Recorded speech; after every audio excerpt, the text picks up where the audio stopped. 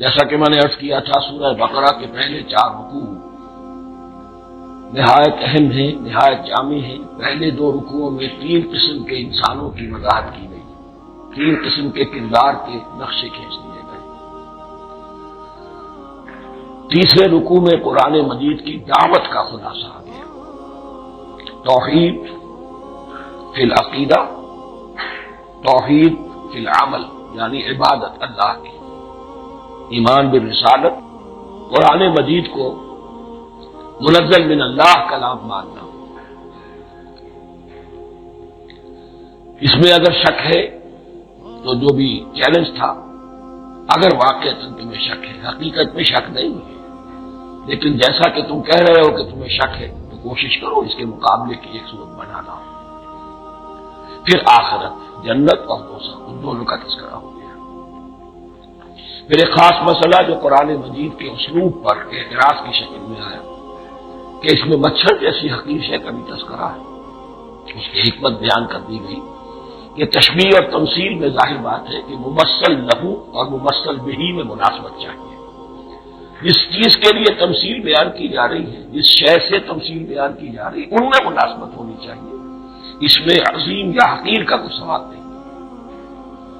پھر یہ بات کہ جن لوگوں کے دلوں میں زہر ہے، کجی ہے، وہ اس قرآن سے بھی ان کی ضلالت میں، گمراہی میں اضافہ ہوگا۔ جو لوگ طالب حق ہیں ان کو یہ قرآن مجید ہدایت دے گا، اور کن کو اللہ گمراہ کرتا ہے؟ جو سرکش ہے، جو نمبر 1 اللہ سے جو عہد کر کے دنیا میں آئے تھے اس کی خلاف ورزی کر رہے ہیں اور صلہ رحمی کے بجائے قطع رحمی کرتے ہیں۔ اس کے بعد ایک بہت اہم فلسفیانہ بات آ گئی ہے، اسی کے ضمن میں نے اصل میں یہ ساری بات دہرائی ہے۔ میں نے کہا تھا کہ یہ بات واضح ہوگی آگے جا کر سورہ غافر میں۔ پھر ذہن میں لائیے کہ جب یہ سورت نازل ہوئی ہے، سورہ غافر نازل ہو چکی تھی، لہذا یہاں اجمالی تذکرہ ہے، وہاں تفصیلی تذکرہ ہے۔ اہل جہنم کا قول نقل ہوا ہے، ربنا امتنا سنتين واحييتنا سنتين فاعترفنا بذنوبنا فهل الى خروج من سبيل۔ اے اللہ، تو نے 2 مرتبہ ہم پر موت وارد کی، 2 مرتبہ ہمیں زندہ کیا، اب ہم نے اپنی قصور تسلیم کر لیے، تو اب یہاں سے بھی کوئی اور مرحلہ ہے یا نہیں؟ یہاں سے نکلنے کا بھی کوئی راستہ ہے یا نہیں؟ اس سے حقیقت یہ واضح ہوئی، انسان کی تخلیق اول ہوئی عالم ارواح میں، صرف ارواح کی حیثیت سے، اور حدیث میں آتا ہے الارواح جنود مجندہ، لشکروں کی شکل، تمام انسان، ان سے عہد لیا گیا الست بربکم قالوا بلی، پھر سلا دیا گیا ارواح۔ یہ گویا کہ پہلی موت تھی جو ہم گزار آئے۔ پھر عالم خلق کا مرحلہ آیا، عالم خلق میں یہ تناسل کے ذریعے سے رحم مادر میں جب ایک جنین تیار ہوتا ہے۔ اگر یہ ویڈیو آپ کو اچھی لگی ہے تو آپ کائنڈلی ریالٹی سپیک کو سبسکرائب کریں، ویڈیو کو لائک کریں اور کمنٹ میں جزاک اللہ لکھیں، تاکہ ہمیں اس طرح کے موٹیویشن ملتے رہیں اور ہم آپ کو اس طرح کی ویڈیو شیئر کرتے رہیں۔ جزاک اللہ خیر۔ تو ایک حدیث ہے حضرت عبداللہ ابن مسعود سے، 4 مہینے کا جب جنین ہو جاتا ہے تو اس کے بعد وہ روح لا کر اس میں پھونک دی جاتی ہے۔ یہ گویا کہ احیاء اولا ہو گیا، پہلی مرتبہ کا زندہ کیا جانا، پہلی موت کی نیند سے جگا دیا گیا۔ اے تازہ واردان بساط ہوائے دل، اب ہم اس دنیا میں اس جسد کے ساتھ زندہ ہیں، اب پھر موت آئے گی، جسد یہی چلا جائے گا جہاں سے آیا تھا، روح جہاں سے آئی تھی وہاں واپس جائے گی۔ ثم یمیتکم ثم یحییکم ثم الیہ ترجعون، پھر تمہیں اللہ کی طرف لوٹا دیا جائے گا۔ یہ ہے بہت گہرا نقطہ فلسفہ دین کا۔ اس کے بعد مضمون شروع ہو رہا ہے خلافت کا، جس کا اجمالی جو ہے تذکرہ تیسرے رکوع کی آخری آیت میں آ گیا، هو الذی خلق لکم ما فی الارض جمیعا، زمین میں جو کچھ ہے اے انسانوں تمہارے لیے پیدا کیا گیا۔ اسی کے ساتھ جڑتا ہوا مضمون اب خلافت کا آ رہا ہے۔ وَإِذْ قَالَ رَبُّكَ لِلْمَلَائِكَةِ إِنِّي جَاعِلٌ فِي الْأَرْضِ خَلِيفَةً، اور یاد کرو جب کہ کہا تھا تمہارے رب نے فرشتوں سے میں بنانے والا ہوں زمین میں ایک خلیفہ۔ اب خلیفہ کی حقیقت کو سمجھیے، خلیفہ کسے کہتے ہیں؟ نائب۔ عام طور پر لوگوں کو مغالطہ ہوتا ہے کہ خلیفہ جانشین جو ہے وہ تو کسی کے موت کے بعد ہوتا ہے، زندگی میں تو نہیں ہوتا۔ لیکن یہاں اصل میں ہمارے لیے بہت آسان ہے، انسان کی جو اصل حقیقت ہے اس دنیا میں اس کو سمجھنے کے لیے یوں سمجھیے کہ ہم آج سے 50 سال پہلے انگریز کے غلام تھے۔ ہمارا بادشاہ یا ملکہ ہندوستان میں تھا یا چین۔ دہلی میں وائس رائے ہوتا تھا۔ وائس رائے کا کام کیا ہے؟ جو حکم آیا ہے his master his majesty's government کا یا ہر میجسٹیز گورنمنٹ کا جو حکم آیا ہے میرا کہ وہ چلا بغیر کسی تغیر اور تبدل کے نافذ کرے۔ ہاں جہاں کوئی حکم وہاں سے نہیں ہے تو یہاں کے حالات میں بہترین اپنی رائے قائم کرے، غور و فکر کرے، یہاں کی مصلحتیں کیا ہے، جو چیز بھی امپائر کی مصلحت میں ہو اس کے مطابق فیصلہ کر سکتا ہے۔ بین ہی یہی رشتہ ہے۔ اللہ ہے لیکن اللہ نے اپنے آپ کو غیب کے پردے میں چھپا لیا ہے۔ زمین پر انسان ہے، اب انسان کا کام یہ ہے جو ہدایت آ رہی ہے اللہ کی طرف سے اس پر تو بے چون و چرا عمل کرے۔ جہاں کوئی ایکسپریس ہدایت نہیں ہے، کوئی واضح ہدایت نہیں ہے، وہاں اپنے بیسٹ ججمنٹ کو ایکسرسائز کرے، اسی کا نام اجتہاد ہے۔ غور و فکر کرے، سوچے، اور جو بات روح دین کے زیادہ سے زیادہ مطابقت رکھنے والی ہو اس کو اختیار کرے۔ ہی یہی رشتہ ہے در حقیقت رشتہ خلافت کہ جو اللہ اور انسان کے مابین ہے۔ اب یہ جو دی گئی ہے یہ حیثیت تمام انسانوں کو دی گئی ہے۔ پوٹینشلی ہر انسان اللہ کا خلیفہ ہے، لیکن جو اللہ کا باغی ہو جائے، جو خود حاکمیت کا مدعی ہو گیا گویا کہ وہ باغی ہے۔ اب اگر شاہجہاں بادشاہ تھا، اس کا کوئی ولی عہد تھا، اور ولی عہد جو ہے صبر نہیں کر سکتا، اپنے باپ کی زندگی ہی میں بغاوت کر دیتا ہے، حکومت حاصل کرنا چاہتا ہے، تو اب وہ کیا ہے؟ واجب القتل ہے۔ جو لوگ بھی حاکمیت کے مدعی ہو گئے، ویسے تو حقیقت واجب القتل ہے لیکن دنیا میں مہلت دی ہے اللہ نے، یہ دارالامتحان ہے، فوراً قتل نہیں کرتا، فوراً ختم نہیں کرتا۔ وَلَوْلَا كَلِمَةٌ سَبَقَتْ مِنْ رَبِّكَ إِلَىٰ أَجَلٍ مُّسَمًّى لَقُضِيَ بَيْنَهُمْ، اگر یہ پہلے بات طے نہ ہو چکی ہوتی، ایک وقت معین تک کے لیے انہیں مہلت اللہ نے نہ دی ہوتی تو اللہ فیصلہ چکا دیتا، لیکن مہلت دی ہے۔ لیکن کم سے کم اتنی سزا ملتی ہے کہ اب وہ خلافت کے حق سے محروم کر دی گئی۔ گویا کہ اب خلافت دنیا میں ہوگی خلافت المسلمین، صرف وہی شخص کہ جو اللہ کو مانے اپنا حاکم مطلق، وہ خلافت کا اہل ہے۔ تو یہ چند باتیں خلافت کی اصل حقیقت کے ضمن میں یہی پر سمجھنی چاہیے۔ وَإِذْ قَالَ رَبُّكَ لِلْمَلَائِكَةِ إِنِّي جَاعِلٌ فِي الْأَرْضِ خَلِيفَةً قَالُوا أَتَجْعَلُ فِيهَا مَن يُفْسِدُ فِيهَا وَيَسْفِكُ الدِّمَاءَ وَنَحْنُ نُسَبِّحُ بِحَمْدِكَ وَنُقَدِّسُ لَكَ۔ اور یاد کرو جب کہ تمہارے رب نے کہا تھا فرشتوں سے کہ میں زمین میں خلیفہ بنانے والا ہوں، تو انہوں نے کہا کہ کیا تو بنائے گا اس میں جو فساد مچائے گا اس میں اور خوریزی کرے گا۔ وَنَحْنُ نُسَبِّحُ بِحَمْدِكَ وَنُقَدِّسُ لَكَ، ہم آپ کی تسبیح اور تحمید اور آپ کی تقدیس میں لگے ہوئے ہیں۔ قَالَ إِنِّي أَعْلَمُ مَا لَا تَعْلَمُونَ، فرمایا میں جانتا ہوں جو تم نہیں جانتے۔ اب یہاں سوال پیدا ہوتا ہے کہ فرشتوں کو یہ گمان کیسے ہوا، یہ خیال کیسے ہوا؟ دو رائے ہیں اس میں۔ ایک تو یہ کہ انسان کی تخلیق سے پہلے اس دنیا میں جنات تھے اور انہیں بھی کچھ اللہ نے تھوڑا سا اختیار دیا تھا اور انہوں نے یہاں فساد مچایا۔ انہیں پر قیاس کرتے ہوئے فرشتوں نے سمجھا کہ انسان بھی بالضبط میں فساد مچائے گا، خوریزی کرے گا۔ ایک دوسری اصولی بات یہ کہی گئی ہے کہ خلافت کا لفظ جب استعمال ہوا تو اس کے معنی ہے کہ کوئی نہ کوئی اختیار نہیں ملے گا۔ جنات کے بارے میں خلافت کا لفظ کہیں نہیں آیا، انسان کے بارے میں آ رہا ہے۔ خلیفہ بالکل بے اختیار نہیں ہوتا، جیسا کہ میں نے عرض کیا، جہاں واضح حکم ہے تو اس کی تو تنفیذ، جہاں نہیں ہے وہاں اپنی رائے سے جتنا بھی بہتر سے بہتر سوچ سکتا ہو انسان رائے قائم کرے۔ یہ اختیار جو ہے، ظاہر بات ہے جہاں اختیار ہوگا صحیح استعمال ہونے کا بھی امکان ہے، غلط استعمال ہونے کا بھی امکان ہے۔ اختیار ہو، بلکہ یہ کہ آپ کا پولیٹیکل سائنس کا تو ایکسیم یہ ہے، authority tends to corrupt and absolute authority corrupts absolutely.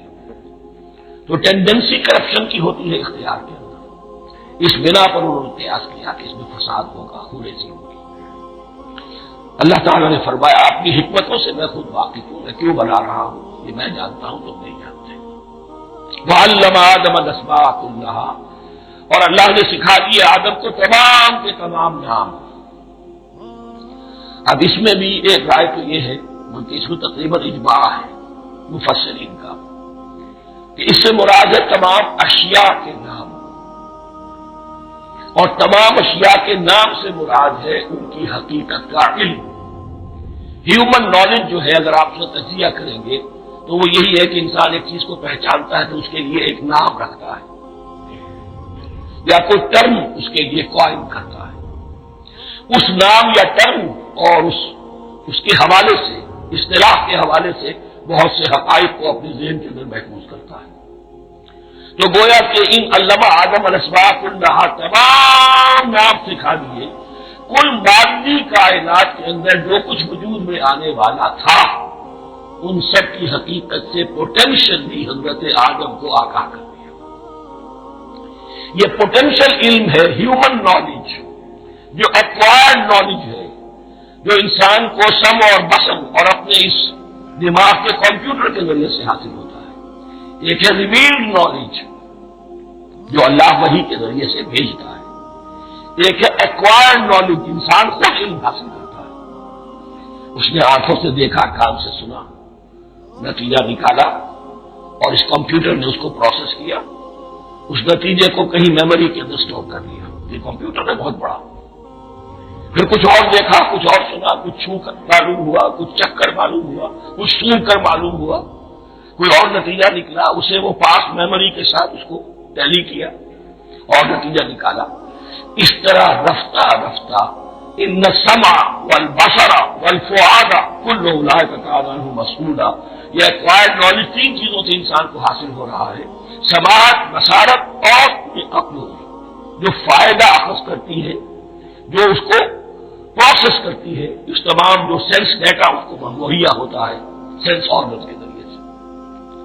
یہ علم ہے جو پوٹینشلی حضرت آدم کو دے دیا گیا، اس کی ایکسفولیشن ہو رہی ہے، اب درجہ بدرجہ وہ علم پھیل رہا ہے، بڑھ رہا ہے، اور بڑھتے بڑھتے کہاں تک پہنچے گا ہم کچھ نہیں کہہ سکتے، کہاں سے کہاں پہنچ گیا انسان۔ اس نصف صدی کے اندر علم انسانی میں جو ایکسپلوژن ہوا ہے، میں اور آپ اس کا تصور تک نہیں کر سکتے۔ اکثر بڑے بڑے جو سائنسدان ہیں انہیں تصور نہیں ہے، اس لیے کہ ایک شخص اپنی لائن فزکس کے بارے میں جانتا ہے کیا کچھ ہو گیا، یا فزکس کی بھی کسی شاخ کے بارے میں جانتا ہے، باقی دوسری جو لائن ہے وہ اسے کچھ پتا نہیں۔ اسپیشلائزیشن کا دور ہے، لہذا جو ایکسپلوژن کہا جائے، دھماکہ ہوا ہے علم کا، اس کا کوئی اندازہ نہیں ہے، اور کس تیزی کے ساتھ وہ چیز آگے بڑھ رہی ہے، کس تیزی کے ساتھ ایک چیز آج جو ایجاد ہوئی چند دنوں کے اندر اندر اس کے بعد اس کا نیا کوئی ورژن آ جاتا ہے اور یہ چیز پھر آبسولیٹ ہو جاتی ہے۔ کمیونیکیشن کے اندر جو انقلاب عظیم برپا ہوا، تو آپ یہ سمجھیے کہ اقبال نے جو شعر کبھی کہا تھا کہ عروج آدم خاکی سے انجم سہنے جاتے ہیں کہ یہ ٹوٹا ہوا تارا مہ کامل نہ بن جائے، اور یہ مہ کامل بنے گا کب؟ جب دجال کی شکل اختیار کرے گا۔ دجال کون ہوگا؟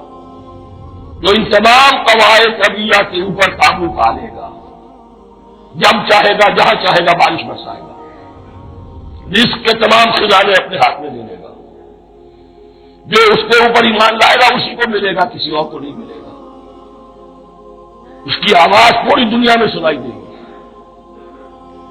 وہ چند دنوں کے اندر پوری دنیا کا چکر لگا لے گا۔ یہ ساری چیزیں جو حدیث میں دجال کے بارے میں آئی ہے وہی اسی علم آدم ایکوائرڈ نالج کے اس حد کو پہنچ جانا کہ وہ ٹوٹل مسٹریز نیچر کی جو ہے وہ اس پر منکشف ہو جائے اور ان قواعد طبیعہ کو ہارنس کر لے، قابو میں لے آئے اور انہیں استعمال کرے۔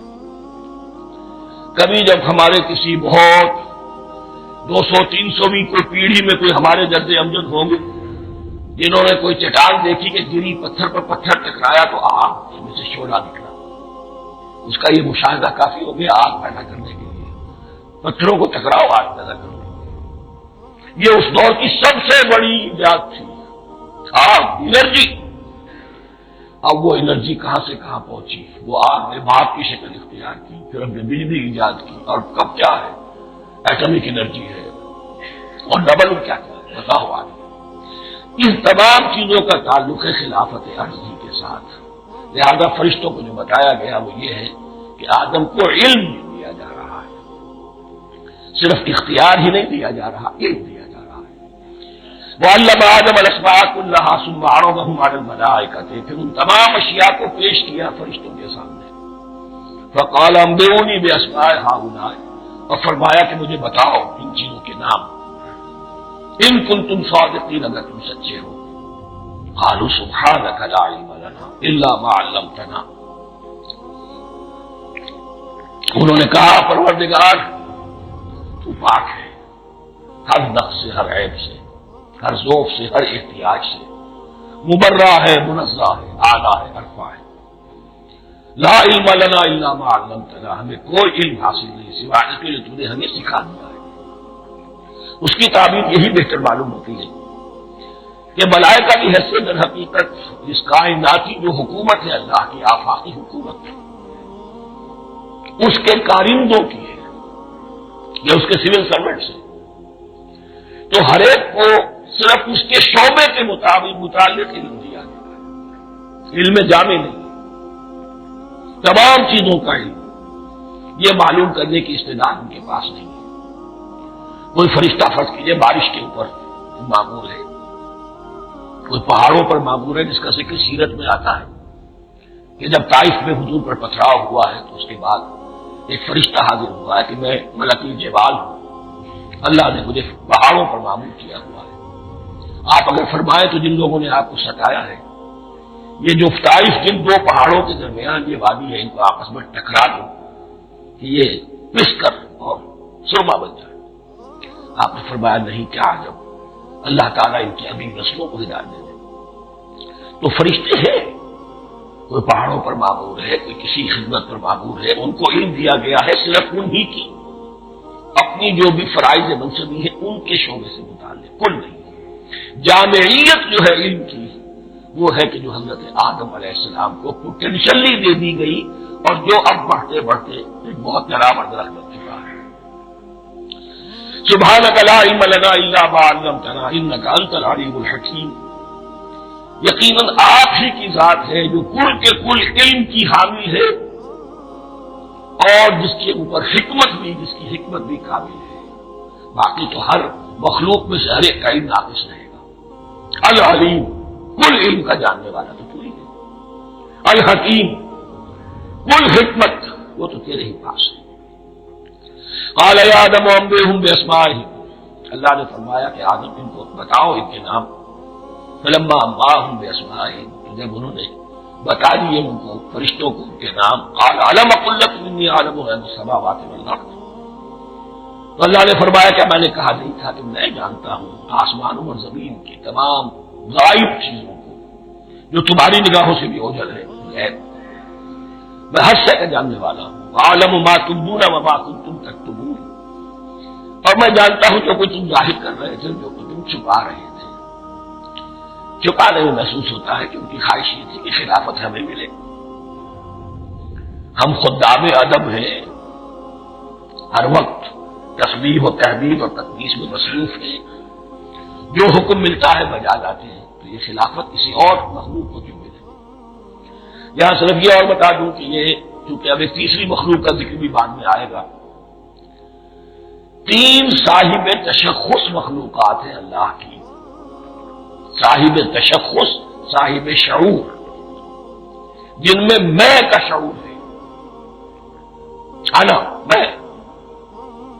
ایک ملائکہ ہے، ان کی تخلیق نور سے ہوئی ہے، ایک انسان ہے جن کی تخلیق گارے سے ہوئی ہے، ایک جنات ہیں جن کی تخلیق آگ سے ہوئی ہے، باقی حیوانات ہیں ان میں شعور تو ہے، خود شعوری نہیں ہے. Self consciousness is the world of difference between consciousness and self consciousness. انسان جب دیکھتا ہے تو اس کو یہ بھی معلوم ہے میں دیکھ رہا ہوں. کتا بلا دیکھتا ہے اسے یہ اندازہ نہیں ہوتا کہ میں دیکھ رہا ہوں. دیکھنے کا ایک نتیجہ ہے جو نکل آتا ہے، لیکن میں کا وجود نہیں ہے. یہ آنا سیلف ایگو یہ انسان میں ہے، جنات میں ہے شعور اور فرشتے میں. ایک نوری مخلوق، ایک ناری مخلوق، ایک زمین کے اس کرسٹ میں یہ جو مٹی اور گارے، مٹی کا اور پانی کا جو ملغوبہ ہے گارے کی شکل میں اس سے بنا ہے. قال يا آدم انبئهم بأسمائهم فلما انبأهم بأسمائهم قال ألم أقل لكم إني أعلم غيب السماوات والأرض وأعلم ما تبدون وما كنتم تكتمون وإذ قلنا للملائكة اسجدوا لآدم فسجدوا إلا إبليس. اور یاد کرو جب کہ ہم نے کہا فرشتوں سے سجدہ کرو سب کے سب آدم کو، جھک جاؤ آدم کے ساتھ. فسجدوا ان سب نے سجدہ کیا الا ابلیس سوائے ابلیس کے. پہلی بات تو یہ سمجھیے کہ تمام ملائکہ کے سجدے کی ضرورت کیا تھی. کیا یہ صرف تعظیماً تھا؟ اور تعظیماً اگر تھا تو کیا آدم خاکی کی تعظیم تھی یا کسی اور شے کی تعظیم تھی؟ مکی صورتوں میں یہ بات دو جگہ واضح کی گئی ہے. فَإِذَا سَوَّيْتُهُ وَنَفَخْتُ فِيهِ مِن رُوحِي فَقَعُوا لَهُ سَاجِدِينَ. جب میں اس آدم کی تخلیق مکمل کر لوں اور اس میں اپنی روح میں سے پھونک دوں تب گر پڑنا اس کے سامنے سجدے میں. تعظیم اگر ہے تو آدم خاکی کی نہیں ہے، اس کے اندر جو ڈیوائن ایلیمنٹ ہے، جو ڈیوائن سپارک ہے، جو روح ربانی ہے، میری روح اس کی ہے. اور نمبر دو اس کی حکمت کیا ہے، علت کیا ہے، غرض و غائب کیا ہے. جیسا کہ میں نے عرض کیا اس کائنات کی اس حکومت کے کارندے تو وہ خلیفہ بنایا جا رہا انسان کو. جب تک یہ ساری سول سروس اس کے تابع نہ ہو خلافت کیسے کرے گا؟ دیکھیے میں جانا چاہتا ہوں، چوری کرنے کے لیے جانا چاہتا ہوں، راستے میں کتنے فیکٹر ہوں گے، کتنے فزیکل فینومینا ہوں گے. میں چلنا چاہتا ہوں، میں زمین کو دھکیلتا ہوں، زمین مجھے دھکیلتی ہے، زمین مجھے نہ دھکیلے تو میں کیسے چلوں گا؟ یہ پوری کائنات جو ہے یہ جب ہم کوئی ارادہ کرتے ہیں اور کوئی فیل کرتے ہیں تو اس فیل کے پورے ہونے میں، اس کے ظہور میں نہ معلوم کون کون سے ایلیمنٹس ہیں، کون کون سی فورسز آف دی نیچر ہے جو ہمارے ساتھ موافقت کرتی ہے تو ہم وہ کام کر سکتے ہیں. اور ان سب پر فرشتے مامور ہیں، ہر ایک کی اپنی ڈومین ہے.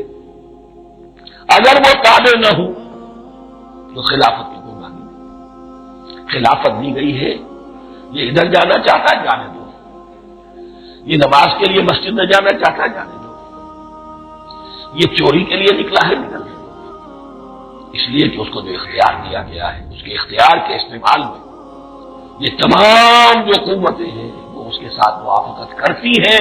جب اس کا کوئی ارادہ وہ اچھا ہو یا برا وہ پایہ تقدیر کو پہنچ سکتا ہے.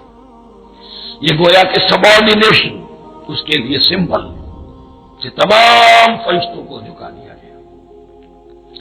البتہ اس آیت میں ایک مغالطہ پیدا ہوتا ہے، الا ابلیس سوائے ابلیس کے.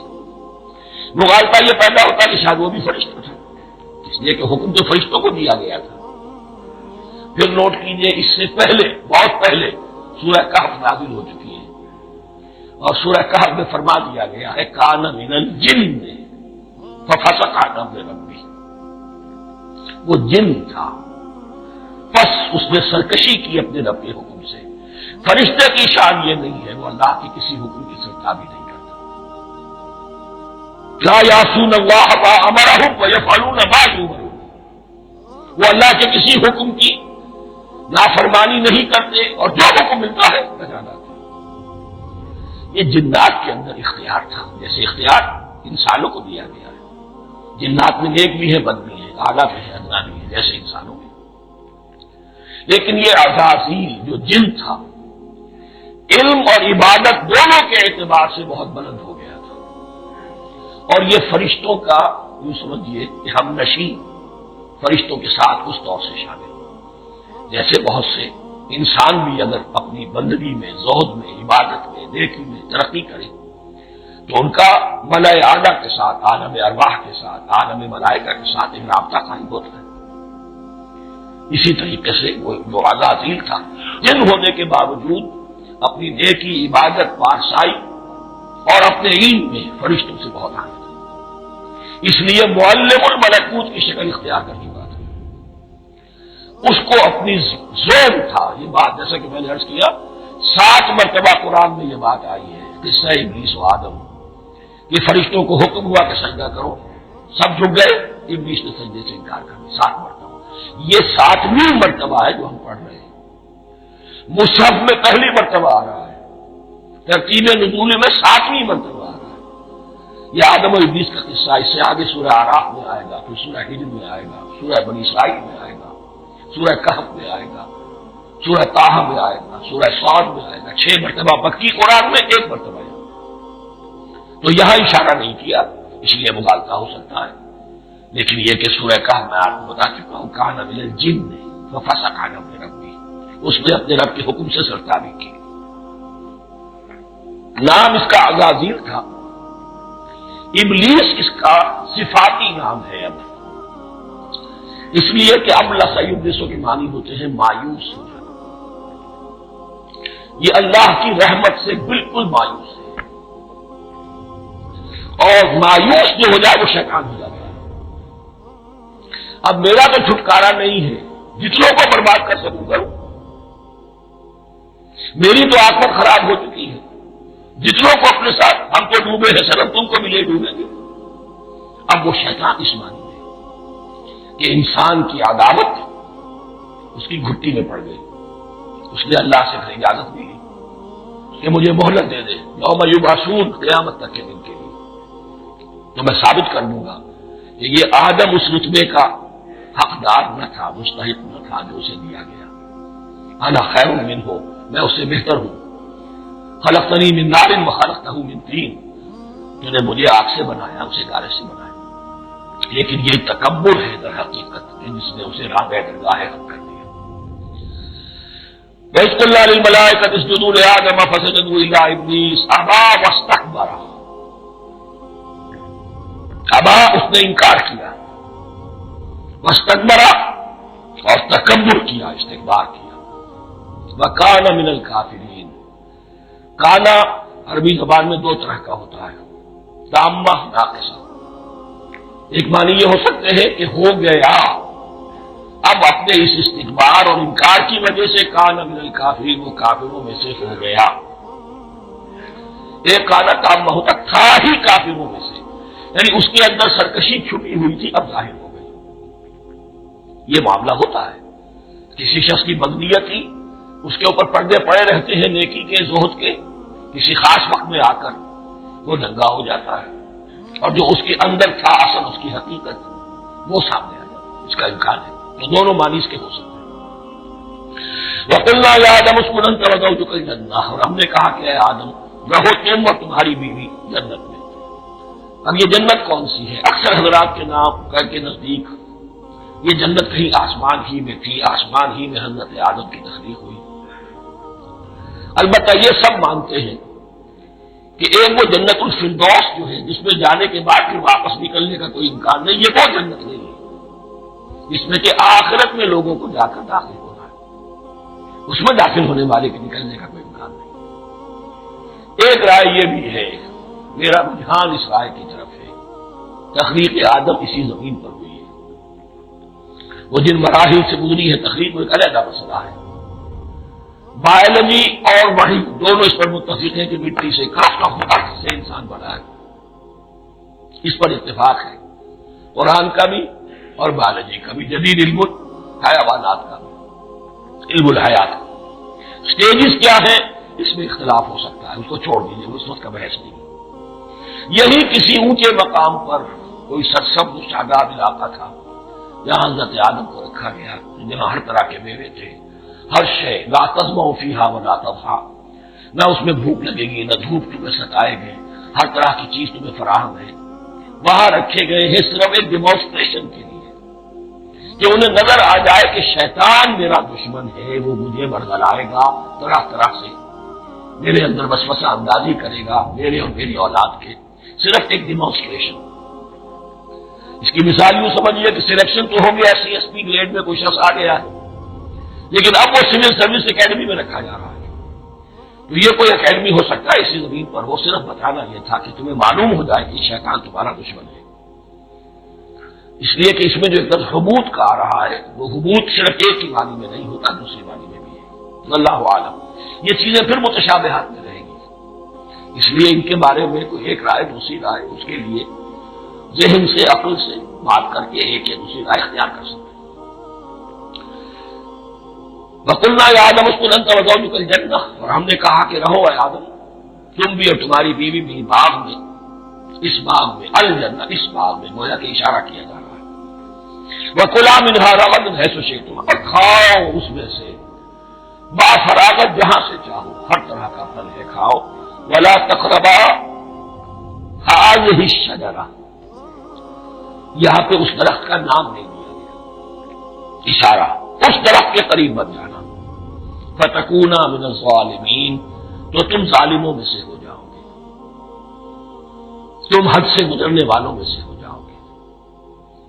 اب اس کی بھی حکمت سمجھیے کہ چونکہ ڈیمانسٹریشن کرانی ہے کہ تمہیں کسی چیز سے، 1000 چیزیں مباح ہیں دنیا میں، چند چیزیں پینے کی حرام ہیں، اب تو اگر ان 1000 مباح چیزوں کو چھوڑ کر حرام چیز کو پیتے ہو تو یہ تمہارا اختیار ہو، جبکہ اللہ تعالیٰ نے مباحات کا دائرہ بہت وسیع رکھا ہے، جس سے چاہو چند رشتے ہیں جو بیان کر دیے گئے یہ حرام ہے، محرمات ہے، ابدیہ ہیں، ان سے تو شادی نہیں ہو سکتی، باقی کسی مسلمان عورت سے دنیا کے کسی کونے میں وہ شادی کر سکتے، کروڑوں کے آپشن آپ کے لیے خالی کھلے، لیکن پھر بھی انسان شادی نہ کرے، زنا کرے، یہ گویا کہ اس کی اپنی خباثت ہے، نفس ہے، ایک نہیں، دو دو، تین تین، چار چار کر شادی کرو، اجازت ہے تو اس اعتبار سے مباحات، اور یہ پورا پاس تمہارے لیے مباح ہے، بس ایک درخت ہے اس کے پاس نہ جانا، اور درخت کا نام لینے کی کوئی ضرورت نہیں، تو آزمائش تھی، صرف ایک آزمائش اور اس کی ڈیمانسٹریشن۔ فَأَزَلَّهُمَا الشَّيْطَانُ عَنْهَا، تو پھسلا دیا ان دونوں کو شیطان نے اس درخت کے بارے میں۔ اب وہ کس کس طریقے سے پھسلایا، یہ بھی جیسا کہ میں نے عرض کیا 6 مرتبہ چونکہ یہ قصہ آ چکا، اس کی آپ کو سورہ طٰہٰ میں تفصیل ملے گی، کس کس طریقے سے پھسلایا اور اس بات کے لیے تیار کیا۔ فَأَخْرَجَهُمَا مِمَّا كَانَا فِيهِ، تو نکلوا دیا ان دونوں کو اس کیفیت میں سے جس میں کہ وہ تھے، وہ کیفیت کی نہ کوئی مشقت ہے نہ کوئی محنت ہے، اور انسان کو ہر طرح کا اچھے سے اچھا پھل مل رہا ہے، تمام ضروریات فراہم ہیں، اور خاص کوئی حلۂ جنت ہے جس کا کہ لباس بھی عطا کیا گیا ہے، لیکن ان کیفیات سے اب نکال کر، اب جسے آپ کہیں گے بیٹر فیکٹس آف لائف، اچھا اب جاؤ، یہ ڈیمانسٹریشن کرنی تھی، ہو گئی، شیطان تمہارا دشمن ہے، تمہارا اور تمہاری نسل کا شیطان لعین، اور وہ تمہیں پھسلائے گا جیسے آج پھسلایا ہے، تم آگاہ رہنا اس کی شرارتوں سے، ان الشیطان لکم عدو فاتخذوہ عدوا، یہ شیطان تمہارا دشمن ہے، اسے اپنا دشمن ہی سمجھو، لیکن یہ ہے کہ اگر کچھ لوگ اسے دوست بنا دیں، اس کے ایجنٹ بن جائیں، اس کے کارندے بن جائیں، یہ ان کا چوائس ہے جس کی سزا انہیں ملے گی۔ فَأَخْرَجَهُمَا مِمَّا كَانَا فِيهِ وَقُلْنَا اهْبِطُوا بَعْضُكُمْ لِبَعْضٍ عَدُوٌّ، اور ہم نے کہا اترو، تم سب ایک دوسرے کے دشمن ہو گے۔ اب یہ چونکہ جمع کا صیغہ آیا ہے، ایک دوسرے کے دشمن ہو گے، تو ایک دشمنی تو شیطان اور آدم اور ذریت آدم کی ہے، ایک اور دشمنی بھی ہے جو انسان میں مرد اور عورت کے معاملے میں، عورت بھی پھسلاتی ہے، غلط راستے پر ڈالتی ہے، مرد عورتوں کو گمراہ کرتے ہیں، عورتیں مردوں کو گمراہ کرتی ہیں۔ قرآن مجید میں کہا گیا یا ایھا الذین آمنوا ان من ازواجکم واولادکم عدوا لکم فاحذروہ، اہل ایمان چوکنے رہو، چوکس رہو، تمہاری بیویوں اور اولاد میں سے تمہارے دشمن بچ کر، کیپ الرٹ، کہیں ان کی محبت تمہیں راہ حق سے منحرف نہ کر دے۔ تم ایک اچھا کام کرنا چاہتے ہو، بیوی رکاوٹ بن گئی، بیوی کو اچھا کام کرنا چاہتی، شوہر رکاوٹ بن گیا، تو یہ محبت نہیں ہے، یہ عداوت ہے۔ اس حوالے سے بعضکم لبعض عدو ولکم فی الارض مستقر ومتاع الی حین، اور تمہارے لیے اب زمین میں مستقر ہے، جائے قیام ہے، اور متاع ہے، ضرورت کی چیزیں ہیں ہم نے فراہم کر دی ہیں، الی حین، لیکن ایک وقت معین تک کے لیے، یہ ابدی نہیں ہے، ایک وقت آئے گا یہ بساط ہم لپیٹ دیں گے۔ یوم نطوی السماء کطی السجل للکتب، جس دن کہ ہم تمام فضاؤں کو اور تمام خلاؤں کو، تمام آسمانوں کو اس طرح لپیٹ لیں گے جیسے کتابوں کا طوبار لپیٹ دیا جاتا ہے۔ ایک وقت آئے گا، یہ تخلیق الی اجل مسمى ہے، الی حین۔ فتلقى آدم من ربہ کلمات فتاب علیہ، تو سیکھ لیے، حاصل کر لیے آدم نے اپنے رب سے کچھ کلمات، تو اللہ نے ان کی توبہ قبول کر لی۔ اب اس کی وضاحت سورہ اعراف میں، یہ تو چونکہ پس منظر میں وہ جو تہائی قرآن موجود ہے، اس کی وضاحت کیا ہے کہ حضرت آدم میں سخت پشیمانی پیدا ہوئی ہے، میں نے کیا کیا، مجھ سے خطا سرزد ہو گئی، اللہ کے حکم کی میں نے خلاف ورزی کی، لیکن ان کے پاس الفاظ نہیں تھے کن الفاظ میں اللہ سے استغفار کریں، کن الفاظ میں اللہ سے معافی چاہیں۔ اللہ کی رحمت یہ ہوئی کہ اللہ نے الفاظ میں خود تلقین فرما دی، یہ اللہ کی شان رحیمی ہے۔ اصل شے جو ہے وہ انسان کے اندر گناہ پر ندامت کا پیدا ہو جانا ہے، یہ اصل توبہ ہے۔ علامہ اقبال نے جو بڑی اپنی آغاز ان فوانش شباب میں جو اشعار کہے تھے، ان میں سے ایک شعر کو سن کر پھڑک اٹھے تھے اس وقت کے اساتذہ بھی، موتی سمجھ کے شان کریمی نے چن لیے قطرے جو تھے میرے عرق انفعال کے، انفعال کہتے ہیں شرمندگی کو، شرمندگی سے میری پیشانی پر جو پسینے کے قطرے نمودار ہو گئے، میرے پروردگار کو وہ اتنے عزیز ہوئے، اس نے انہیں موتی کی طرف چن لیا۔ موتی سمجھ کے شان کریمی نے چن لیے قطرے جو تھے میرے عرق انفعال کے، تو فتلقى آدم من ربہ کلمات، ان پر پچھتاوا ہوا، ندامت ہوئی، اللہ نے انہیں الفاظ، وہ الفاظ کیا تھے وہ سورہ اعراف میں ہیں، ربنا ظلمنا انفسنا وان لم تغفر لنا وترحمنا لنکونن من الخاسرین، اے اللہ ہم نے اپنی جانوں پر ظلم کیا ہے، اور اگر تو نے ہمیں بخش نہ دیا اور رحم نہ فرمایا تو ہم تو خسارہ والوں میں ہو جائیں گے، تباہ ہو جائیں گے، برباد ہو جائیں گے۔ یہی پر فوری تقابل موجود ہے۔ غلطی ابلیس سے بھی ہوئی، حکم سے سرتابی ہوئی، لیکن اس پر ندامت نہیں ہوئی، تکبر کی بنا پر اور اکڑ گیا، انا خیر منکم۔ غلطی آدم سے بھی ہوئی، نافرمانی ہوئی، لیکن اس پر پشیمان ہوئے اور توبہ کی۔ وہ شیطنت ہے، یہ آدمیت ہے، ورنہ کوئی انسان گناہ سے اور معصیت سے مبرہ نہیں ہے۔ حضور کی ایک حدیث ہے کل بنی آدم کلکم خطاؤون، کل بنی آدم خطاؤون وخیر الخطائین التوابون، آدم کے تمام اولاد، تمام انسان خطا کار ہیں، ان خطا کاروں میں بہتر وہ ہیں، اچھے وہ ہیں جو توبہ کرتے ہیں۔ یہاں حضرت آدم سے غلطی ہوئی، ان توبہ کی، پشیمانی ہوئی، ندامت ہوئی، اس نے کی اور اس پر جم گیا، اصرار کیا۔ فتلقى آدم من ربه كلمات فتاب عليه انه هو التواب الرحیم، یقیناً وہی تو ہے بہت توبہ کو قبول فرمانے والا اور بہت رحم فرمانے والا۔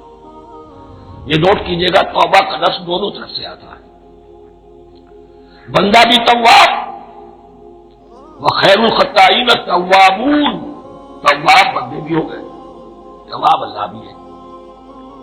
اس کی اصل حقیقت کیا ہے؟ بندے سے خطا کی اور دور ہو گیا اللہ سے، اللہ نے اپنی رحمت کی نگاہ اسے پھیر دی۔ بندے نے توبہ کی، اللہ پھر اپنی رحمت کے ساتھ اس کی طرف متوجہ ہو گیا۔ توبہ کے معنی پلٹنا۔ بندہ معصیت سے توبہ کر کے اپنی اصلاح کی طرف، بندگی کی طرف، اطاعت کی طرف پلٹ آیا۔ اللہ نے جو اپنی نظر رحمت پھیر لی تھی، اللہ نے پھر وہی اپنی شان غفاری اور رحیمی کے ساتھ بندے کی طرف توجہ فرما دی، جس کے لیے حدیث میں الفاظ آتے ہیں، تم اگر میری طرف بالش بھراؤ گے میں ہاتھ بھراؤں گا، تم اگر چل کر آؤ گے میں دوڑ کر آؤں گا، ہم کو مائل بکرم ہے کوئی سائل ہی نہیں، راہ دکھلائے جسے رہنم منزل ہی نہیں، وہ تو تواب ہے۔ بس فرق یہ ہے کہ تابہ بندے کے لیے ہوگا تو الہ ہوگا، تابہ الہ، انی تم تو الیک، اور جب اللہ کی طرف سے ہوگا تابہ علیہ، وہ اعلیٰ ہوگا، اس پر توبہ کی، یعنی اللہ کی بلند شان ہے تو انسان توبہ کرتا ہے تو اس کی طرف توبہ کرتا ہے، اللہ کی شان کیا ہے؟ وہ توبہ کرتا ہے تو بندے پر اعلیٰ، فتاب علیہ انہ هو التواب الرحیم۔ قلنا اهبطوا منها جميعا، ہم نے کہہ دیا اتر جاؤ اس سے تم سب کے سب، فإما يأتينكم مني هدى، اب یہاں لفظ آیا اهبطوا، یہاں بھی پہلے بھی آیا ہے۔ جو حضرات یہ سمجھتے ہیں کہ تخلیق آدم آسمانوں پر ہوئی ہے اور جنت بھی وہ آسمان میں ہے جہاں رکھے گئے تھے، آزمائشی ہے، ٹریننگ ہے، ڈیمانسٹریشن والی جنت، وہ یہاں حبوط کا ترجمہ کریں گے کہ آسمان سے زمین پر اترنے کا حکم دیا گیا۔ جو لوگ سمجھتے ہیں یہی کسی بلند مقام پر تھے، وہ کہتے ہیں کہ نیچے اترو، کسی بڑی اونچی سطح مرتفع پر اگر کوئی جگہ تھی تو اب نیچے اترو اور جاؤ، اب تمہیں زمین میں ہل چلانا پڑے گا اب روٹی حاصل کرنے کے لیے، یہ جو نعمتوں کے دسترخوان یہاں بچھے ہوئے تھے یہ تمہارے لیے نہیں۔ اس کے لیے اس باری میں لفظ کا استعمال جو ہے وہ آ جائے گا آگے چل کر اسی سورہ بقرہ کے اندر، کہ اس معنی میں بھی سورہ بقرہ کے 7ویں رکوع میں یہ لفظ استعمال ہوا ہے، تو امکان اس کا بھی ہے۔ بس اس سے آگے ادھر یا ادھر کی زیادہ بحث کرنے کا یہ موقع دورہ ترجمہ قرآن میں نہیں ہے۔ اللہ بكم منها جميعا فإما يأتينكم مني هدى فمن تبع هداي فلا خوف عليهم ولا هم يحزنون، تو جب بھی آئے گی تمہارے پاس میری جانب سے کوئی ہدایت، تو جو کوئی میری ہدایت کی پیروی کرے گا اس کے لیے نہ خوف ہوگا اور نہ وہ حزن سے دوچار ہوگا۔ یہ ہے علم انسانی کا دوسرا گوشہ، ریویلڈ نالج۔ اس چوتھے رکوع کی جو حسن ہے اسے دیکھیے، شروع میں ایکوائرڈ نالج کا ذکر ہے جو پوٹینشلی حضرت آدم کی ذات میں رکھ دیا گیا، اور جو انسان نے پھر اپنی محنت سے ان السمع والبصر والفؤاد اس کے ذریعے سے آگے بڑھایا۔ یہ علم ہے چل رہا ہے، آج مغربی اقوام ہم سے بہت آگے ہیں، کبھی ایک زمانے میں مسلمان آگے نکل گئے تھے، لیکن ظاہر بات ہے کہ اس دنیا میں عروج تو انہیں کو ہوگا جو ان چیزوں میں سب سے زیادہ اس کی آگہی حاصل ہوگی۔ البتہ ایک علم وہ ہے جو آسمان سے نازل ہوتا ہے، یہ گیون ہے، ریویلڈ نالج ہے، یہ وحی ہے۔ فإما يأتينكم مني هدى، تمہارے مقام خلافت کا تقاضا یہ ہے جو احکام ہمارے آئے، جو ہدایات ہم بھیجیں ان کو تو پوری طریقے سے اس کی پیروی کرو۔ فمن تبع ہدایا، جو کوئی بھی میری ہدایت کی پیروی کرے گا فلا خوف علیہم ولا هم يحزنون والذین کفروا، اور جو ناشکری کریں گے، کفر کریں گے، انکار کریں گے، وکذبوا بآیاتنا، اور ہماری آیات کو جھٹلائیں گے، فاولئک اصحاب النار هم فیہا خالدون، تو وہ جہنمی ہوں گے، آگ والے ہوں گے، اس میں ہمیشہ ہمیشہ رہیں گے۔ یہ ہے گویا کہ چارٹر، اس نوع انسانی کو جو ابدی چارٹر اللہ نے دیا ہے، جبکہ زمین کا چارج دے دیا گیا خلیفہ کی حیثیت سے۔ یہاں یہ 4 رکوع جو ہے سورہ بقرہ کے جو میں نے عرض کیا تھا، قرآن کی دعوت، قرآن کا بنیادی فلسفہ، اس پر یہ جام ہے، اور یہ مکی صورتوں کے مضامین کا خلاصہ۔ اب یہاں سے شروع ہو رہا ہے 5ویں رکوع سے مسلسل 10 رکوع، مسلسل خطاب ہے بنی اسرائیل سے۔ البتہ ان میں ایک تقسیم ہے، پہلے رکوع میں دعوت ہے۔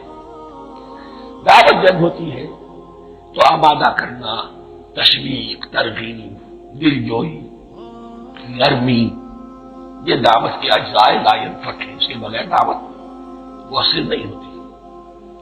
لہذا ان 7 آیات میں یوں سمجھیے کہ ان 10 رکوعوں کے لیے یہ بمنزلہ فاتحہ ہے، جیسے سورہ فاتحہ 7 آیتوں کی، ایسے ہی اس دعوت سابقہ امت مسلمہ کو دعوت دی جا رہی ہے تو کس طرح دی جا رہی ہے؟ یہ کون تھے؟ یہ بھی مسلمان ہی تو تھے نا، کافر تو ہو گئے حضور کا انکار کر کے، ورنہ وہ موسیٰ کے ماننے والے، شریعت ان کے پاس، بڑے بڑے علماء ان میں، علم کا چرچا ان میں، سب کچھ تھا، ان کو دعوت دی جا رہی ہے۔ لیکن میں اس لیے آپ کو چاہتا ہوں، اس کو توجہ دلا رہا ہوں، آج اگر مسلمانوں میں جو غافل ہو گئے، اپنی حقیقت کو بھول گئے، اپنے فرض منصبی سے غافل ہو گئے، دنیا کے اور قوموں کی طرح کی ایک قوم بن کر رہ گئے، اگر کوئی ایک داعی گروہ کھڑا ہو، کوئی جماعت، کوئی فرد، اور اسے جماعت بنے، تو ظاہر بات ہے سب سے پہلے اسے اسی امت کو دعوت دینی ہوگی، اس لیے کہ دنیا تو اسلام کو پہچانے گی اس امت کے حوالے سے۔ فزیشین ہیل بائی سیلف، پہلے یہ تو ٹھیک ہو، یہ کہیں پر صحیح اسلام کا نمونہ پیش کرے تو دنیا کو دعوت دے سکو گے، آؤ دیکھو یہ ہے اسلام۔ اس لیے ان کو جو دعوت دینے کا اسلوب ہونا چاہیے وہ عکس ہوگا اس اسلوب کا جو ان 7 آیات میں ہمارے سامنے آ رہا ہے۔ یا بنی اسرائیل اذکروا نعمتی التی انعمت علیکم، اے بنی اسرائیل، اسرائیل کو سمجھ لیجئے یہ مرکب لفظ ہے، اسم اسی سے اسیر بنا ہے، اسیر جو کسی کا قیدی ہوتا ہے، ایل عبرانی میں اللہ کے لیے، اور اسرائیل کا ترجمہ ہے عبداللہ، اللہ کا غلام، اللہ کے ساتھ بندھا ہوا اس کی اطاعت کے قلاتے کے اندر۔ یہ اسرائیل یہ لقب ہے حضرت یعقوب علیہ السلام کا، ان کے 12 بیٹے تھے، 12 بیٹوں سے جو نسل چلی وہ بنی اسرائیل ہے، انہی میں حضرت موسیٰ کی بعثت ہوئی اور تورات میں دی گئی، پھر یہ ایک بہت بڑی امت بنے، ان پر 4 ادوار آ چکے تھے قرآن مجید کے نزول کے وقت تک، 2 مرتبہ اللہ کی رحمت کی بارشیں ہوئی، انہیں عروج نصیب ہوا، 2 مرتبہ ان کو دنیا پرستی، شہوت پرستی، اللہ کے احکام کو پسوپش ڈال دینے کی سزا میں عذاب کے کوڑے ان پر برسے۔ اس کا ذکر آئے گا سورہ بنی اسرائیل کے پہلے رکوع۔ اس وقت جبکہ قرآن نازل ہو رہا ہے، اس وقت وہ اپنے اس زوال کے دور میں تھے۔ حال یہ تھا کہ حضور صلی اللہ علیہ وسلم کی بعثت سے پہلے ہی 2nd ٹیمپل بھی شہید کیا جا چکا تھا، گرایا جا چکا تھا۔ حضرت سلیمان نے جو بنایا تھا ہیکل سلیمانی، جس کو یہ 1st ٹیمپل کہتے ہیں، اسے نیبوکدنیزر نے گرا دیا تھا حضرت مسیح سے بھی کئی 100 سال پہلے۔ لیکن اس کے بعد پھر یہ رومنز نے سن 70 عیسوی میں حضور کی ولادت سے 500 برس پہلے ان کا یہ یروشلم تباہ و برباد ہوا، اس میں لوگوں کو قتل کیا گیا، قتل عام ہوا، اور 2nd ٹیمپل جو ہے وہ بھی گرا دیا گیا، جو اب تک گرا پڑا ہوا ہے۔ صرف ایک ویلنگ وال ہے جس کے پاس جا کر یہودی جو ہے ماتم کر دیتے ہیں، روتے ہیں، اور اب وہ بنانے پر تلے ہوئے ہیں اپنا 3rd ٹیمپل، اس کے نقشے بن چکے ہیں، بلو پرنٹ بن چکے ہیں۔ لیکن بہرحال جس وقت قرآن نازل ہو رہا تھا یہ بہت ہی پستی میں تھے۔ اس کے بارے میں فرمایا، اے بنی اسرائیل ذرا یاد کرو میرے اس انعام کو جو تم پر ہوا۔ وہ انعام کیا ہے؟ میں نے تمہیں اپنی کتاب دی، نبوت سے سرفراز فرمایا، اپنی شریعت تمہیں عطا فرمائی، تمہیں داؤد، تمہارے اندر داؤد اور سلیمان جیسے بادشاہ اٹھائے جو بادشاہ بھی تھے، نبی بھی تھے۔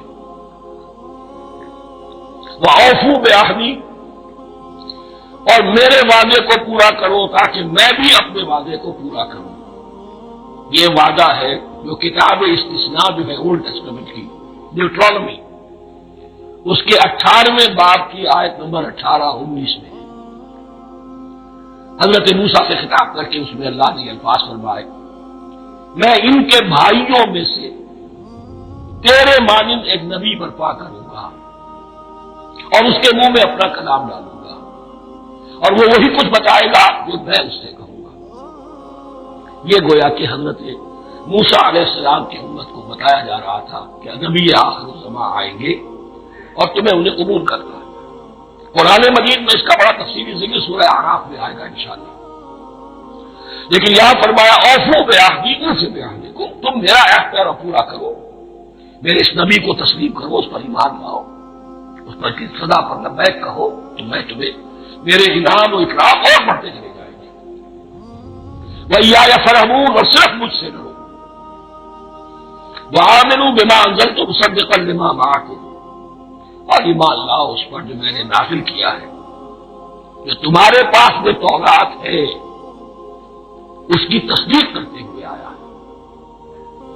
اس کے دو معنی ہے، ایک تو قرآن تصدیق کرتا ہے تورات کی اور انجیل کی، فیہا ھدی ونور، فیہ ھدی ونور، اور دوسرے یہ کہ قرآن اور محمد صلی اللہ علیہ وسلم ان پیشین گوئیوں کے مصداق بن کر آئے ہیں جو تورات میں تھی، ورنہ وہ پیشین گوئیاں جھوٹی ثابت ہوتی۔ ان کے مصداق کون ہے؟ قرآن اور محمد صلی اللہ علیہ وسلم، یہ دونوں معنی اس کے ہیں۔ وَآمِنُوا بِمَا أَنزَلْتُ مُصَدِّقًا لِمَا مَعَكُمْ وَلَا تَكُونُوا أَوَّلَ كَافِرٍ بِهِ، اور دیکھو تم ہی سب سے پہلے ان کا کفر کرنے والے نہ بن جاؤ، تمہیں تو سب کچھ معلوم تھا، تم تو منتظر تھے، تم تو آخری نبی کے انتظار میں تھے اور ان کے حوالے سے دعائیں کیا کرتے تھے کہ اللہ اس نبی آخر الزمان کے واسطے سے ہماری مدد فرما اور کافروں کے مقابلے میں ہمیں فتح عطا فرما۔ یہ آئے گا آگے چل کر اسی سورۃ بقرہ کے اندر، لیکن اب تم ہی سب سے بڑھ کر کافر ہو گئے، تم ہی سب سے بڑھ کر دشمن ہو گئے۔ وَلَا تَكُونُوا أَوَّلَ كَافِرٍ بِهِ وَلَا تَشْتَرُوا بِآيَاتِي ثَمَنًا قَلِيلًا، اور دیکھو میری ان آیات کے عوض حقیر سی قیمت قبول نہ کرو۔ یہ آیات الہیہ ہیں، ان کو رد کر رہے ہو کس لیے؟ ہماری مسندیں، ہماری حیثیت، ہماری چودراہٹیں، کہیں ان پر کوئی آنچ نہ آ جائے۔ حقیر سی چیزیں، یہ صرف اس دنیا کا سامان ہے، اس کے سوا کچھ نہیں۔ وَلَا تَشْتَرُوا بِآيَاتِي ثَمَنًا قَلِيلًا وَإِيَّايَ فَاتَّقُونِ، اور صرف مجھ سے تقوی اختیار کرو، میرا تقوی اختیار کرو۔ وَلَا تَلْبِسُوا الْحَقَّ بِالْبَاطِلِ وَتَكْتُمُوا الْحَقَّ وَأَنْتُمْ تَعْلَمُونَ، اور نہ گڈمڈ کرو حق کے ساتھ باطل کو، اور بس چھپاؤ حق کو، ذرا حالے کہ تم جانتے ہو۔ یہ بات اچھی طرح نوٹ کرنی، جانتے بوجھتے کرو، ایک ہے مغالطے میں کرنا، وہ ضلالت ہے، گمراہی ہے۔ ایک جان بوجھ کر کرنا، حق کو پہچان کر اسے رد کرنا، یہ پھر اللہ تعالیٰ کے غضب کو دعوت دینا ہے، ریت آف اللہ، اس کے غضب کو دعوت دینا ہے کہ حق کو پہچان کر اس کی نفی کی۔ وَأَنْتُمْ تَعْلَمُونَ، علماء یہود قرآن مجید میں آگے چل کر آئے گا ایسے پہچانتے تھے محمد کو اور قرآن کو جیسے اپنے بیٹوں کو، یعرفونہ کما یعرفون ابناءہم، ایسے پہچانتے جیسے اپنے بیٹوں کو۔ وَأَقِیمُوا الصَّلَاةَ وَآتُوا الزَّکَاةَ، دیکھو نماز قائم کرو، زکات ادا کرو۔ وَارْکَعُوا مَعَ الرَّاکِعِینَ، اور جھکنے والوں کے ساتھ جھکو۔ یہ اول تو رکوع کو انہوں نے اپنے ہاتھ سے خارج کر دیا تھا، ثانیاً باجماعت نماز ان کے یہاں ختم ہو گئی تھی۔ وَارْکَعُوا مَعَ الرَّاکِعِینَ، جماعت باجماعت نماز کی طرف اشارہ ہے۔ أَتَأْمُرُونَ النَّاسَ بِالْبِرِّ وَتَنْسَوْنَ أَنفُسَكُمْ، کیا تم لوگوں کو نیکی کا حکم دیتے ہو، تقویٰ کی، پارسائی کی تعلیم دیتے ہو؟ میں کہہ رہا ہوں کہ اصل میں مخاطب کون ہے؟ علماء یہود۔ اس آیت سے ثابت ہو گیا عالم ہمارا بھی جب بھی کھڑا ہوگا اونچے سے اونچا بات کہے گا، اعلیٰ سے اعلیٰ بات کہے گا۔ اکثر و بیشتر کا حال یہ ہے کہ ان کا اپنا کردار دیکھیے تو کوئی مناسبت ہی نہیں اس سے جو بات کہہ رہا ہے، جو لوگوں کو دعوت دے رہا ہے اس میں خود عمل نہیں۔ تو یہی در حقیقت علماء یہود کا کردار بن چکا تھا۔ اتامرون الناس بالبر وتنسون انفسکم، کیا تم لوگوں کو نیکی کا حکم دیتے ہو اور صرف اپنے آپ کو بھول جاتے ہو؟ وانتم تتلون الکتاب، اور یہ سب کچھ تم کر رہے ہو اس حال میں کہ کتاب پڑھتے بھی ہو، تورات پڑھتے ہو، صاحب تورات ہو۔ ہمارے بھی بہت سے علماء کا علماء سو جنہیں ہم کہتے ہیں حال یہ ہو چکا ہے، خود بدلتے نہیں قرآن کو بدل دیتے ہیں، ہوئے کس درجہ فقیہان حکم بے توفیق۔ جو صورتحال ہے صرف قرآن کا بطن بچا ہوا ہے، اس کے مفہوم میں، اس کی تفسیر میں، اس کے ترجمے میں جو تحریفیں موجود ہیں، بڑی بڑی تحریفیں موجود ہیں، بطن بچا ہوا ہے، وہ اس لیے کہ اللہ تعالیٰ نے اس کی حفاظت کرنا ہے۔ وَاسْتَعِینُوا بِالصَّبْرِ وَالصَّلَاةِ، اور مدد حاصل کرو دو چیزوں سے، صبر اور نماز۔ یہ صبر کا لفظ یہاں پر بہت قیمتی ہے، بہت بامانی ہے۔ علماء سو کیوں وجود میں آتے ہیں؟ جب وہ دنیا کے کتے بن جائیں گے تو وہ دین کو بدنام کرنے والے ہیں۔ بظاہر دینی مناسب ہے، لیکن اصل میں ان کے پردے میں دنیا داری کی جا رہی ہے، صبر نہیں، بس صبر کے ساتھ اور نماز کے ساتھ، اس لیے کہ آپ صحیح راستے پر آئیں گے۔ اگر کوئی عالم دین لوگوں پر تنقید کرے گا، لولا ینہاہم الربانیون والاحبار، کیوں نہیں روکتے ان کے علماء اور ان کے اولیاء اور صوفیاء ان کو حرام کھانے سے اور جھوٹ بولنے سے؟ اگر کوئی شخص روکے گا اس کو پھر نذرانے تو نہیں ملے گی، اس کی خدمتیں تو نہیں ہوں گی۔ اگر تو دنیا میں صبر اختیار کرنا ہے تب تو آپ حق بات کہہ سکتے ہیں، اور اگر دنیاوی ایمبیشنز ہے تو پھر آپ کو کہیں نہ کہیں کمپرومائز کرنا پڑے گا۔ وَاسْتَعِینُوا بِالصَّبْرِ وَالصَّلَاةِ، صبر اور نماز۔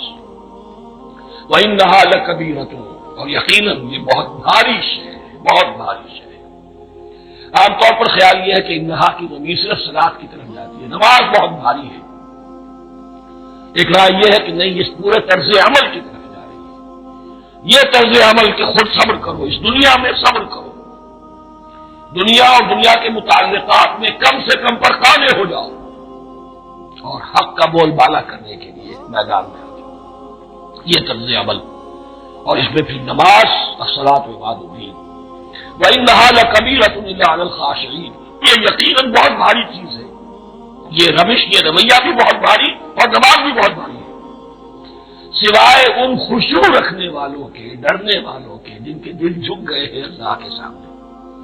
الذین یظنون انہم ملاقو ربہم، جنہیں یہ یقین ہے کہ انہیں اپنے رب سے ملاقات کرنی ہے، جیسا کہ میں نے شروع میں توجہ دلائی تھی، وبالآخرۃ ہم یوقنون، یہ ایمان بالآخرت ہے جو انسان کو سیدھا رکھتا ہے عمل کے میدان میں۔ الذین یظنون انہم ملاقو ربہم وانہم الیہ راجعون، اور جنہیں یہ یقین ہے کہ بالآخر اسی کی طرف ہمیں لوٹنا ہے۔ بارک اللہ لی ولکم فی القرآن العظیم ونفعنی وإیاکم بالآیات والذکر الحکیم۔